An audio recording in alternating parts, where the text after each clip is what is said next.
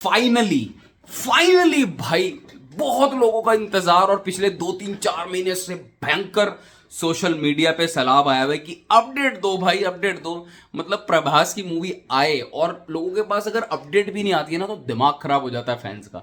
ये जादू है बंदे का। देखो यार, अभी तो हम उस ईरा में हैं जहां पे रीजन स्पेसिफिक, पैन इंडिया छोड़ दो, रीजन स्पेसिफिक एक्टर सुपरस्टार्स अपनी जगह बनाने के लिए कितनी मेहनत, कोशिश और भगवान को हाथ जोड़ रहे हैं कि भाई अपनी इंडस्ट्री में हमारी जगह बन जाए। इस ईरा के अंदर एक स्टार ऐसा है जिसको पूरी इंडिया यानी पैन इंडिया लेवल पे बंदे मेंटली एक्सेप्ट कर चुके हैं कि प्रभास का मतलब पैन इंडिया सुपरस्टार।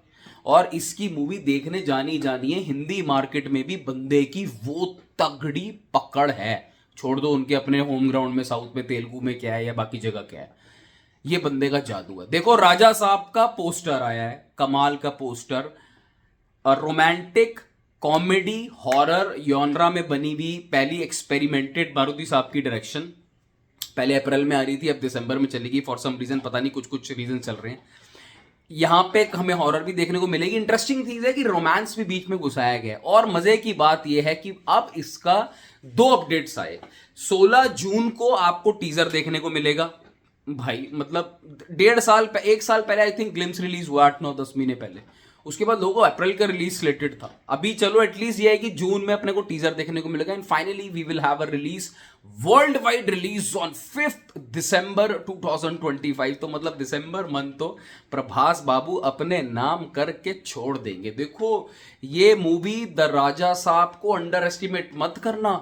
मैं भी शुरू में कर रहा था, मुझे अब मैं जैसा जितना इस मूवी के बारे में पढ़ रहा हूं या मेरे सामने कुछ कुछ चीजें आ रही हैं, might be rumors, might be true, but if true, then I think Maruti साहब ने राजा साहब में कुछ ऐसा नहीं है कि ये बहुत बड़ी फिल्म्स के बीच में एक छोटी फिल्म निकाल दी। ऐसा बिल्कुल नहीं है। प्रभास कोई प्रोजेक्ट में जा रहा है, सोच समझ के जा रहा है। उसको पता है मेरी इज्जत दो, मेरे फैंस कितना। मतलब प्रभास की मूवी मुझे ऐसा लगता है कि एक ना सेलिब्रेशन बन जाती है यार, सेलिब्रेशन बन जाती है। अभी भी कुछ लोग हैं, मैं तो हैरान होता हूं कि जो सलार में जिनको थोड़ा सा गलती लगी थी और आज भी मानने को तैयार नहीं है कि सलार 1 साल तक भी ट्रेंडिंग चली हॉटस्टार में, और ये अचीव करना बहुत डिफिकल्ट है। बहरहाल, उसका ये बात बोलने का मेरा जो मतलब था वो ये था कि जब हम प्रभास की मूवी के अनाउंसमेंट हो, वीडियो हो, टीजर हो, कुछ भी हो, और ये जो स्पेशली पोस्टर निकाला है जिसमें प्रभास, ऐसा लग रहा है कि पीछे कोई पूजा चल रही है, भूत पिशाच की कुछ चल रही है। इंटरेस्टिंग है, इंटरेस्टिंग है। हिट फ्लॉप कमेंट नहीं कर सकते, बट क्योंकि प्रभास का नाम आएगा तो पोस्टर से लेके गानों से लेके गानों के अनाउंसमेंट तक में भी लोगों को इंटरेस्ट है भाई कि चल क्या रहा है।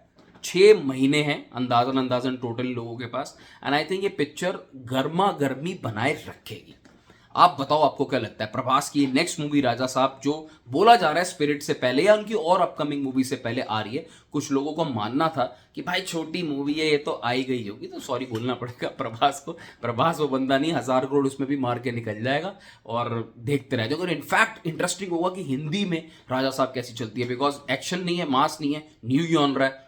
देखते हैं, अगर प्रभास हिंदी में कर गया तो समझ जाना कि इससे बड़ा स्टार इस वक्त पैन इंडिया लेवल पे कोई है नहीं। Take care, bye bye.